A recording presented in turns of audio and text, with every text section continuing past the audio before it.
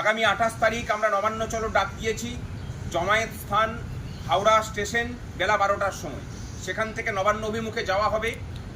এবং আমরা যেটা ঠিক করেছি, আমরা যেহেতু আইন মানা, আইনকে মান্যতা দেওয়া এবং সংবিধান মেনে চলা জনগণ, তাই পুলিশ যেখানে বাধা দেবে সেখানটাতেই শান্তিপূর্ণভাবে অবস্থান চলবে।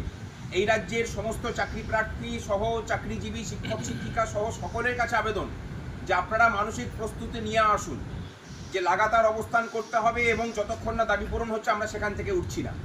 তাতে প্রশাসন যদি যে অবস্থায় নিক, তার প্রতিরক্ষামূলক ব্যবস্থাই শুধু আমরা নেব, আমরা কোনো আক্রমণে যাব না। সমস্ত মঞ্চ, সমস্ত কিছু বিভেদ ভুলে আমরা সর্বশক্তি নিয়ে আগামী 28 তারিখ নামছি। এবং আগামী 21 তারিখ অর্থাৎ পরশু দিন, যেখানে ধর্মতলায় শহীদ দিবস পালন হবে, সেখানেই আমরা ডাক দিয়েছি এই মঞ্চে এই রাজ্যের মেধা এবং শ্রমের তর্পণ অনেক আগেই এই রাজ্য সরকার করে দিয়েছে। তাদের শহীদ দিবস উদযাপন হবে এই মঞ্চে।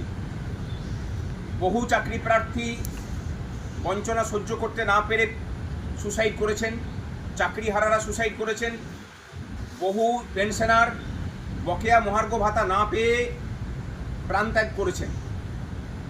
এবং আপামরভাবে যেটা যদি দেখা হয়, এই বাঙালির শ্রমকে সস্তা করা হয়েছে। তাই আমরা বলছি যে মেধা এবং শ্রমের যে আহুতি এই রাজ্যে দেওয়া হয়েছে, তারই শহীদ দিবস পালনটা হচ্ছে ওই শহীদ দিবসের প্রকৃত মর্মার্থ বর্তমান সময়ে দাঁড়িয়ে আমরা সেদিন পালন করব।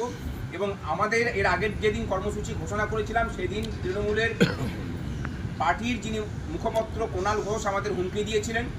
আমরা আজকে এর প্রতিবাদে আমাদের নিরাপত্তা সুনিশ্চিত করার দাবি জানিয়ে লালবাজারে আমরা চিঠি দিয়েছি। সেই চিঠি আপনাদের কাছে তুলে দেওয়া হবে। আমরা বলছি যে একজন জেলখাটা আসামি, তিনি যখন সরকারি জায়গা থেকে পুলিশের প্রোটেকশন নিয়ে হুমকি দেন, তখন তার যে অপরাধ প্রবণতা সেটা প্রকাশ পায়। এবং এই অপরাধ প্রবণতার মানুষ যে কোনো ধরনের পদক্ষেপ নিতে পারে।